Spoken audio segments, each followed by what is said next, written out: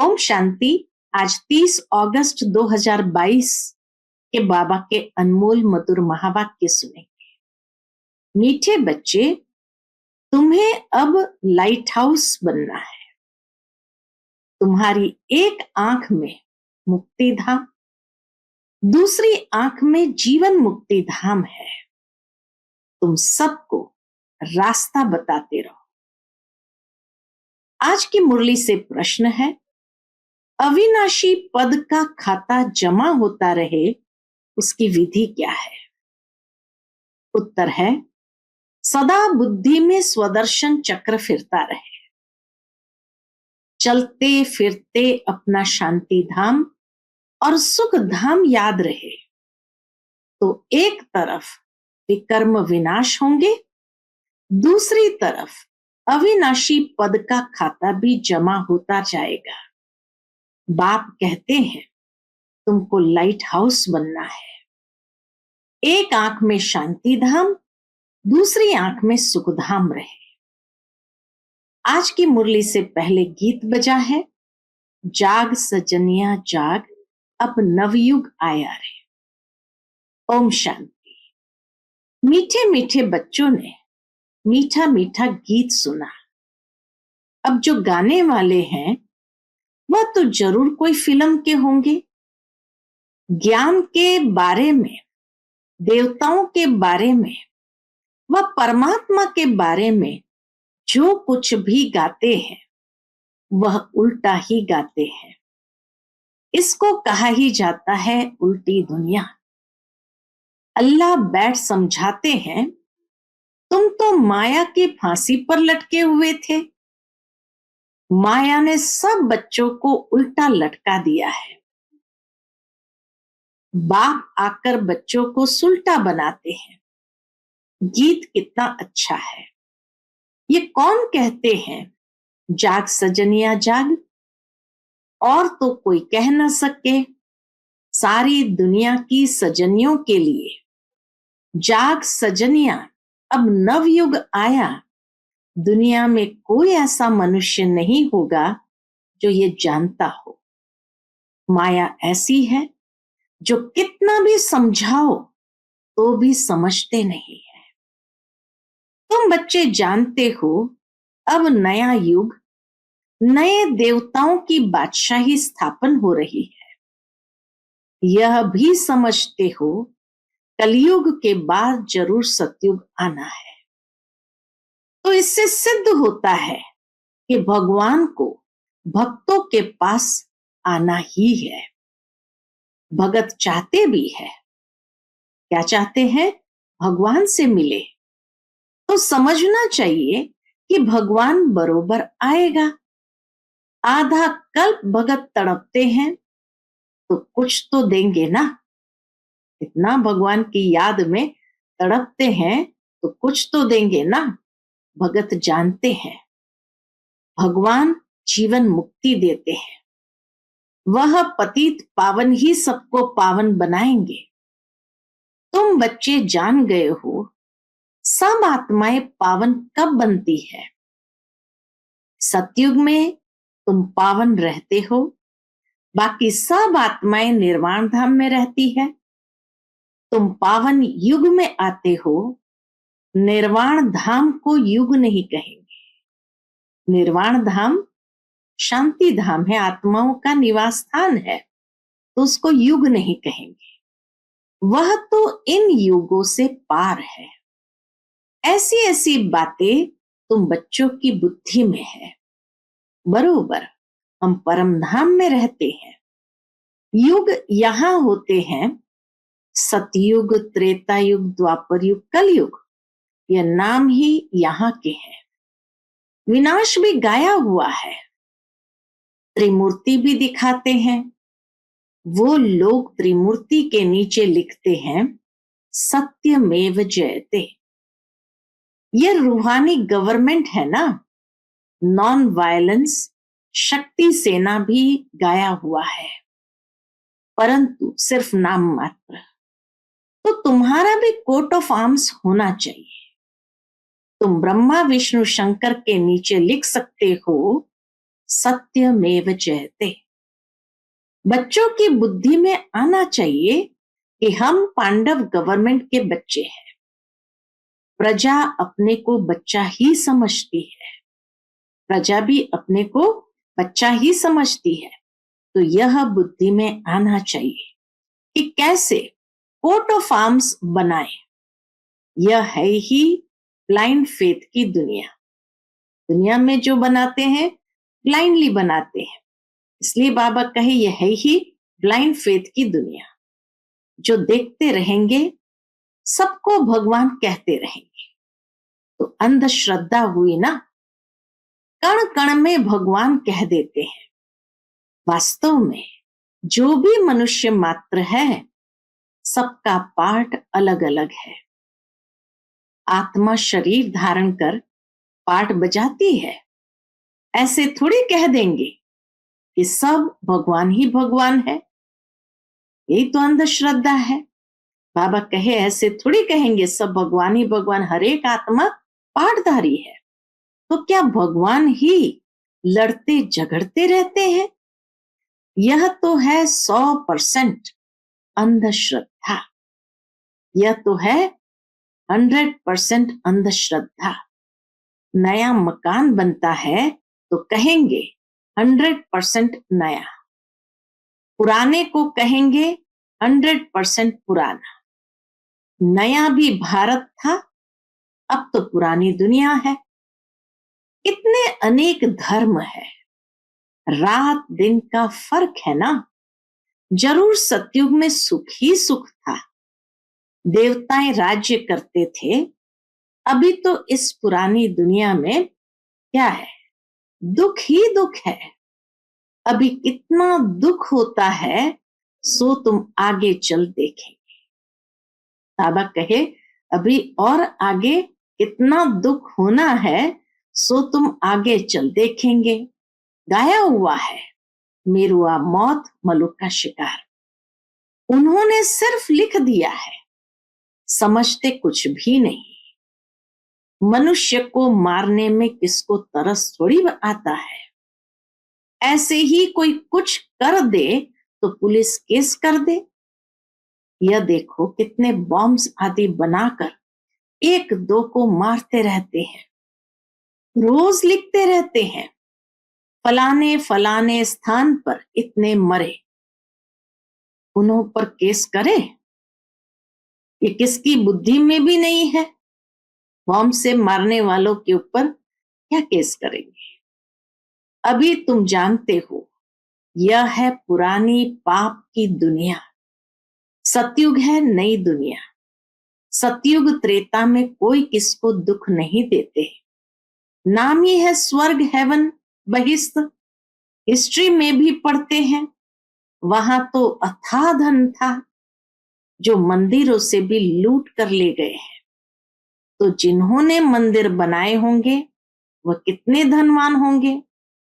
सोने की द्वारिका दिखाते हैं ना, कहते हैं समुद्र के नीचे चली गई। यह तो तुम समझते हो ड्रामा का चक्र कैसे फिरता है। सतयुग नीचे हो, कलयुग ऊपर आ जाता है, यह चक्र फिरता है। चक्र का ज्ञान भी तुमको है। चक्र भी बहुत लोग बनाते हैं, परंतु आयु का किसको पता नहीं है। कितने साल का ये चक्र है ये पता नहीं है। रियल चक्र तो कोई बता ना सके। तुम्हारी बुद्धि में सारा चक्र है, इसलिए कहा जाता है स्वदर्शन चक्र फिराते रहो तो तुम्हारे विकर्म विनाश होंगे। यह है ज्ञान की बात। तुम जानते हो हम स्वदर्शन चक्र फिराते रहते हैं, इससे हमारे विकर्म विनाश होते जाएंगे। सबसे बड़ा फायदा स्वदर्शन चक्र को फिराने में कि इससे हमारे विकर्म विनाश होते जाएंगे और दूसरी तरफ अविनाशी पद का खाता जमा होता जाएगा। जितना विकर्म विनाश होंगे तो अविनाशी पद भी जमा होता जाएगा। फिर भी कहते हैं कि हम स्वदर्शन चक्र घुमाना भूल जाते हैं। बाप कहते हैं तुमको लाइट हाउस बनना है। लाइट हाउस क्या करता है? लाइट हाउस रास्ता दिखाते हैं ना। समुद्र में लाइट हाउस होता है तो लाइट हाउस का कार्य क्या है? लाइट हाउस रास्ता दिखाते हैं ना। तुम्हारी एक आंख में शांति धाम और एक आंख में सुख धाम है।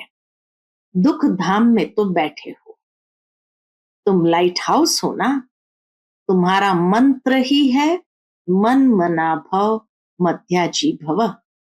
शांति धाम और सुख धाम औरों को भी रास्ता बताते हो। ये चक्र फिराते रहते हो। चलते फिरते यही बुद्धि में रहे शांति धाम और सुख धाम। ऐसी अवस्था में बैठे बैठे किसको साक्षात्कार हो सकता है? कोई सामने आते ही साक्षात्कार कर सकते हैं। हमारा काम ही है यहाँ, वहां तो कुछ है नहीं। तो तुम बच्चों को अब ये प्रैक्टिस करनी है। हम रास्ता बताने वाले लाइट हाउस है और अभी खड़े हैं दुख धाम में। यह तो सहज है ना। लाइट हाउस व स्वदर्शन चक्र, बात तो एक ही है, परंतु इसमें चक्र में डिटेल आता है। उसमें सिर्फ दो बातें हैं, सुखधाम और शांति धाम। अलफ मुक्ति धाम, बे जीवन मुक्ति धाम। इतना सहज है। जहां से हम आत्माएं आती है वह है शांति धाम। साइंस को जानने वाले या नेचर को मानने वाले इन बातों को नहीं समझेंगे, बाकी देवताओं को मानने वाले समझेंगे। लक्ष्मी नारायण के मंदिर में जाना तो बहुत अच्छा है। देखो, यह सुखधाम सतयुग के मालिक थे ना। अभी तो है कलयुग, थे तो वह भी मनुष्य। लक्ष्मी नारायण का राज्य था ना। कब गीता सुनी है? बाबा पूछते, कब गीता सुनी है? लक्ष्मी नारायण के व राधे कृष्ण के मंदिर में जो आते हैं वह गीता भी सुनते होंगे। जिनका कृष्ण में प्यार होगा उनका गीता में भी प्यार होगा। लक्ष्मी नारायण के मंदिर में जाने वाले होंगे तो उन्हों को गीता इतने ख्याल में नहीं आएगी। लक्ष्मी नारायण के लिए समझते हैं वह तो वैकुंठ में थे, अभी तो नरक है। बाप आते ही है कहां?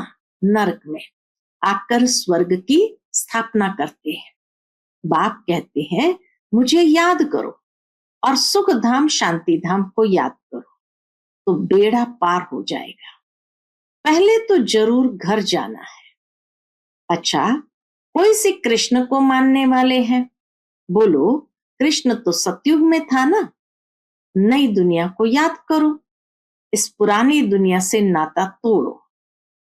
पवित्र भी जरूर बनना है, वहां कोई अपवित्र होता नहीं। सतयुग में कोई भी अपवित्र होता नहीं। किसी भी प्रकार की युक्तियां रचनी चाहिए।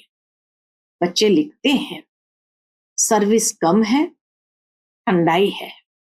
बाप कहते हैं ठंडाई बच्चों की है, सेवा तो बहुत हो सकती है। मंदिर कितने ढेर है। बाप कहते मेरे भक्तों को ज्ञान दो। तुम भी भगत थे ना, अब श्री कृष्णपुरी का मालिक बनते हो। कृष्णपुरी वैकुंठ को याद करेंगे। वैकुंठ राम राज्य को नहीं कहेंगे। वैकुंठ है जहां श्री कृष्ण है, उसको राम राज्य नहीं कहेंगे। लक्ष्मी नारायण के राज्य को ही वैकुंठ कहेंगे। तुम जब समझाएंगे तो कहेंगे बात तो ठीक है, तुम्हारे इन चित्रों में बड़ा ज्ञान भरा हुआ है। जो ध्यान से इन चित्रों को देखेगा वह झट नमस्कार करेगा, तुमको नहीं करेगा। वास्तव में नमस्कार करना चाहिए तुमको, क्योंकि तुम ही ऐसे बनने वाले हो। बाबा कहे नमस्कार वास्तव में तुमको करना चाहिए क्योंकि तुम ही ऐसा बनने वाले हो। इसीलिए ब्राह्मण कुल उत्तम है। तुम तुम मेहनत कर ऐसा देवता बनते हो। पहले है ईश्वरीय संतान। गायन भी इस समय का है। मनुष्य अक्लमंद होते तो लक्ष्मी नारायण का बर्थडे मनाते। उन्हों को पता ही नहीं है, सिर्फ लक्ष्मी से जाकर धन मांगते हैं। अरे उन्हों की जन्म पत्री को तो जानो, वह कब आए थे उनको यह भी पता नहीं। विष्णु को 4 भुजा दिखाते हैं, अर्थात लक्ष्मी नारायण का कंबाइंड रूप। लक्ष्मी नारायण की पूजा करते हैं, परंतु उनकी जीवन कहानी को तो जानते नहीं। वह कहाँ के मालिक है? सूक्ष्म वतन के मालिक तो नहीं है। उनको विष्णुपुरी नहीं कहा जाएगा। सूक्ष्म वतन को विष्णुपुरी नहीं कहा जाएगा। सूक्ष्म वतन में पूरी है नहीं। लक्ष्मी नारायण के राज्य को पूरी कहेंगे, फिर राम सीता की पूरी। बाकी राधे कृष्ण का कुछ दिखाते नहीं। द्वापर में तो इस्लामी बौद्धि आदि आते हैं, तो तुम बच्चों को डिटेल में समझाना पड़े। स्वर्ग को भी याद करते हैं। कोई बड़ा आदमी मरता है तो कहेंगे वैकुंठ गया, तो जरूर नरक में था तब तो स्वर्ग में गया। इस समय सब नरकवासी पतित है। नशा कितना रहता है, दिखाते हैं हम करोड़पति है, परंतु है तो सब नरकवासी। नरकवासी स्वर्गवासियों को माथा टेकते हैं। तुम बच्चे ही यथार्थ समझा सकते हो। तुम भी जानी जाननहार के बच्चे हो। तुम्हारी बुद्धि में सारा चक्र डिटेल में फिरता रहता है। घर में जाने से, संबंधियों का मुंह देखने से सब कुछ भूल जाता है। इसलिए कॉलेज के साथ साथ हॉस्टल रहती है। तुम्हारा यहाँ हॉस्टल भी है। यहाँ तुम पढ़ाई में रहते हो। मधुबन आते हैं सिर्फ पढ़ाई में रहते हैं। बुद्धि और गोरख धंधे में जाएगी नहीं। स्टूडेंट के साथ ज्ञान की बातें होती है। हॉस्टल में रहने से बहुत फर्क रहता है। वही वायुमंडल मिलता है, संग मिलता है। बाप के पास तो जल्दी जल्दी रिफ्रेश होने के लिए आना चाहिए। ऐसे मत समझो दक्षिणा देनी पड़ेगी। ऐसे को हम मूर्ख समझते हैं। बाबा क्या कहते हैं? ऐसे को हम मूर्ख समझते हैं। बाबा तो दाता है। देने का ख्याल कभी नहीं करना है। यहाँ सर्विसेबल बच्चों को ही रिफ्रेश होना है। तुम बच्चे आते हो बाबा के पास, ऐसे नहीं कोई साधु महात्मा के पास आते हो। दक्षिणा देनी है, कभी ऐसे ख्याल नहीं करना। बच्चियां आती हैं, उनके पास पैसे है क्या? उनको सब कुछ सर्विस स्थान से मिलता है। जिनको अपना भाग्य बनाना होता है वो अपना पुरुषार्थ करते हैं। बाकी तो सब है बहाने। नौकरी है, यह है, छुट्टी मिल सकती है। बाबा कहे बाकी तो सब है बहाने। नौकरी है, यह है, छुट्टी मिल सकती है। कोई भी कारण बताए छुट्टी ले सकते हो। यह कोई झूठ थोड़ी है। इन जैसा सच तो कोई है नहीं। परंतु बाप का इतना कदर नहीं। इतना भारी खजाना मिलता है। बाबा तो कोई दूर नहीं है। कहां भी रहते हो अपनी उन्नति के लिए रिफ्रेश होने आ जाना है। बाबा कहे कहां भी रहते हो रिफ्रेश होने आ जाना है। रिफ्रेश होने से बहुतों का कल्याण कर सकते हो। खुद रिफ्रेश होंगे तो औरों को भी करेंगे। तुमको तो सर्विस करनी है। यह है बुद्धि योग बल, वह है बाहुबल। यहाँ हथियार आदि कुछ नहीं है। किसी को दुख नहीं देना है, सबको सुख का रास्ता दिखाना है। सतयुग और कलयुग में रात दिन का फर्क है। आधा कल्प लग जाता है रावण राज्य को। तुम बच्चे सुखधाम की स्थापना करने वाले हो, कभी कोई कड़वा शब्द नहीं बोलना चाहिए। सुना न सुना कर देना चाहिए। सुनते हैं तो फिर बोलने भी लग पड़ते हैं। क्रोध का अंश भी बहुत नुकसान कर देता है। इसको क्रोध करना यह भी दुख देना है। बाप कहते हैं दुख देंगे तो दुखी होकर मरेंगे, बहुत सजाएं खानी पड़ेगी। अच्छा, मीठे मीठे सिकिलते बच्चों प्रति माता पिता बाप दादा का याद प्यार और गुड मॉर्निंग। रूहानी बाप की रूहानी बच्चों को नमस्ते। हम सब रूहानी बच्चों की रूहानी माता पिता बाप दादा को याद प्यार गुड मॉर्निंग और नमस्ते नमस्ते। शुक्रिया बाबा, शुक्रिया। आज की मुरली से धारणा के लिए मुख्य सार है। पहली पॉइंट, बाप का व पढ़ाई का कदर रखना है। समय प्रति समय स्वयं को रिफ्रेश करने की युक्तियां निकालनी है। बहुतों के कल्याण के निमित्त बनना है। दूसरी पॉइंट, आपस में ज्ञान की ही बातें करनी है। क्रोध का अंश भी निकाल देना है। कोई कड़वा शब्द बोले तो सुना न सुना कर देना है। आज का बाप दादा का मधुर वरदान हम बच्चों के प्रति है। परवश आत्माओं को रहम के शीतल जल द्वारा वरदान देने वाले वरदानी मूर्त भव। परवश आत्माओं को रहम के शीतल जल द्वारा वरदान देने वाले वरदानी मूर्त भव। यदि कोई क्रोध अग्नि में जलता हुआ आपके सामने आए तो उसे परवश समझ अपने रहम के शीतल जल का वरदान दो। तेल के छींटे नहीं डालो। अगर किसी के प्रति क्रोध की भावना भी रखी तो तेल के छींटे डाले। इसलिए वरदानी मूर्त बन सहनशीलता की शक्ति का वरदान दो।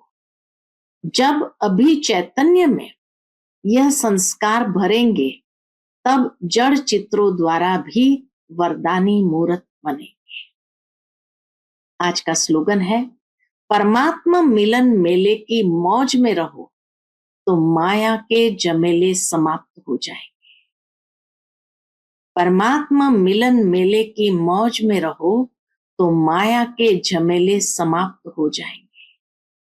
अच्छा, Om Shanti. To watch Peace of Mind channel videos on YouTube, subscribe us on youtube.com/tvpeaceofmind. Just a click for a peaceful life.